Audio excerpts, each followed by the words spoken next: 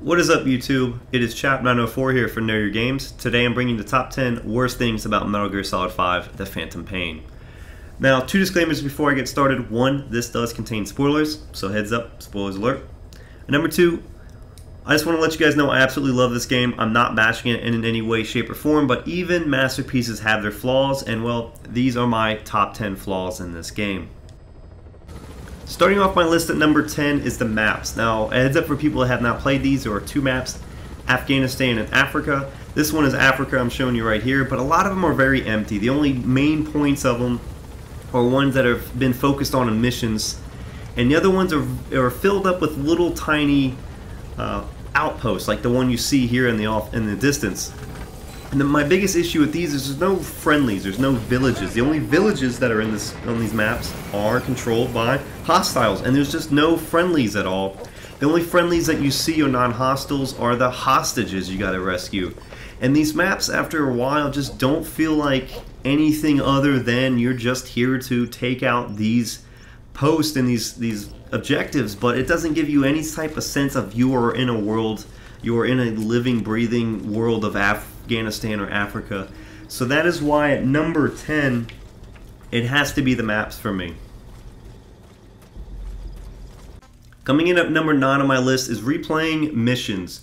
A lot of the missions later on in the game you have to replay twice, usually on a total stealth, which you can't get caught, or an extreme difficulty setting, just to advance the storyline that is going on in the game. But you have to replay old missions in order to do that. One of the more frustrating parts is starting the game off, you have to crawl around in a very slow manner, and it's not very fun at all. You'll have to do this again later on in the game, basically starting over just to advance the story, and it gets very frustrating to play some of these same ones over, and it gets fairly repetitive. Coming in at number 8, I'm not going to spend much time on, but it is the camera angles. A lot of times I have issues in the heat of the moment or something like that. Aiming the gun from behind cover, a lot of times you get a little bit of like a blocked view of where your gun cannot shoot through, and it tells you no, you can't fire that gun. It's very annoying. The other thing too, a lot of times, especially when driving, is you get this kind of low view and you have to kind of tilt up and manually tell the camera what to do, and I'm not a big fan of that, and it just, to me, it feels very unnatural. But you do get around this, and that's why I'm not going to spend a lot of time on this one. Going from a minor thing at number 8 in camera angles to number 7, which is more getting into the majors for me. Let's do a little exercise. Raise your hand if you like the codec system in Metal Gear Solid games. Now raise your other hand if you like listening to cassettes. Yeah, I thought so. I only see one hand up.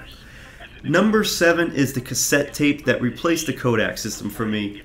Basically what it is, the story gets pushed through these cassette tapes that you collect via story missions or just picking up, and I just don't like them. They kind of hide the story behind them, and nobody really listens to them. You also get a lot of fillers, stuff like that. It just doesn't feel like a Metal Gear Solid feature. You don't get the codec screen anymore. I mean, come on, that's a very essential thing for the series, and to get these cassette tapes that nobody listens to, and by the time you know it, you have like 70 of them stacked up, and you only listen to them for a split second to clear them out, almost like voicemails in a way.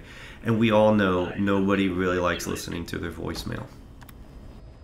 And coming in at number 6, I have 2 of them rolled in one, but it is online and the mother base. Now the 2 things I have with this, first of all, online, is that it's forced. It's part of the story. They force you to make an off-base platform that can get invaded and that you can invade. And while overall the feature of itself is good, I just don't like that they necessarily force you to do it and force you to participate in it. Now with Mother Base, they missed out on so much potential with this. Basically, it is your home away from the missions, and it should feel like a home, but it is completely empty. The only 2 things you can actually do here, I'm sorry, 3 things you can actually do here, is 1, take a shower to reset your character in a way. 2 is to increase your staff morale by getting saluted by your allies, and which is not very fun. And 3, there are a few side missions in which you basically just have target practices. It's just so much missed potential. You should be able to customize it and build this and build that and really go in and, you know, develop stuff and customize stuff, but nope, it's just as empty as the world itself. Now coming in at number 5 is Snake's voice. Originally in this video I did have a cutscene showing which had his voice in it and he talked a lot of dialogue, but Konami said that was copyrighted, so now I have stock footage of Snake flying in on a helicopter.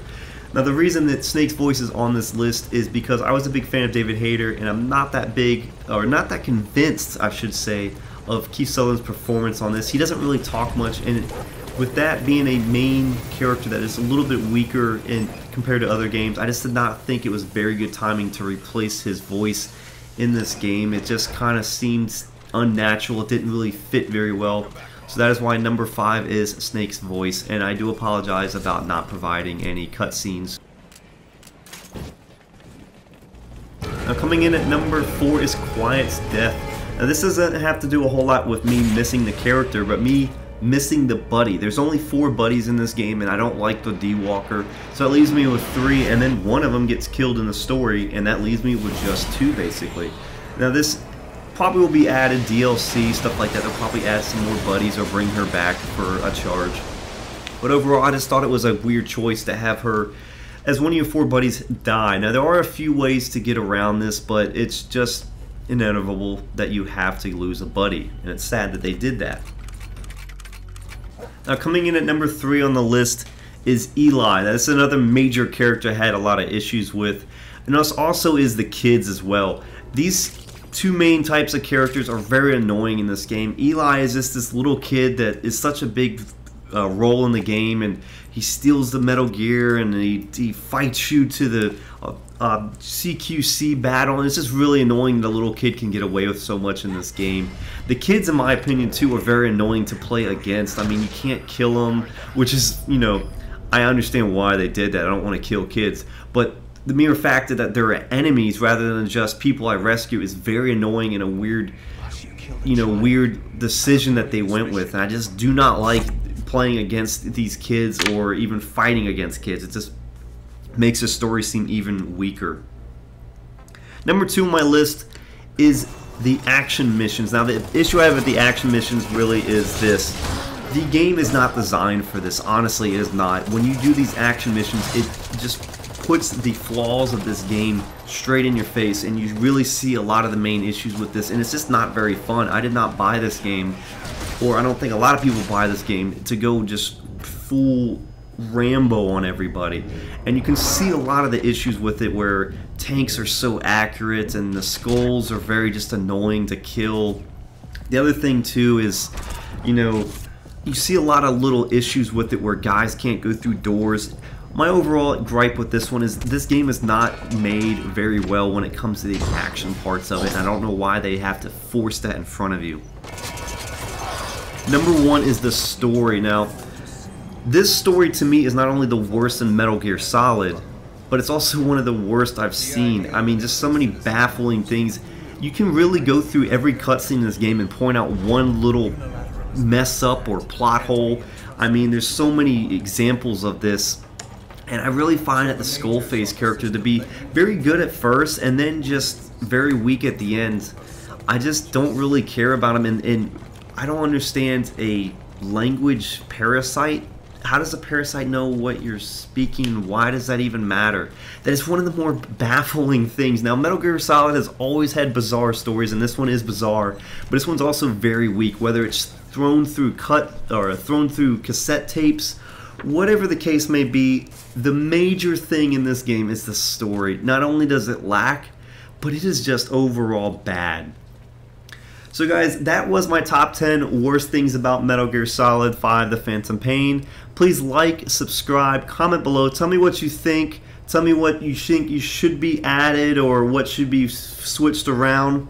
But I will do another one coming up here in the next few days. It will be the top 10 best things about Metal Gear Solid 5. So please stay tuned, guys. Thank you for watching.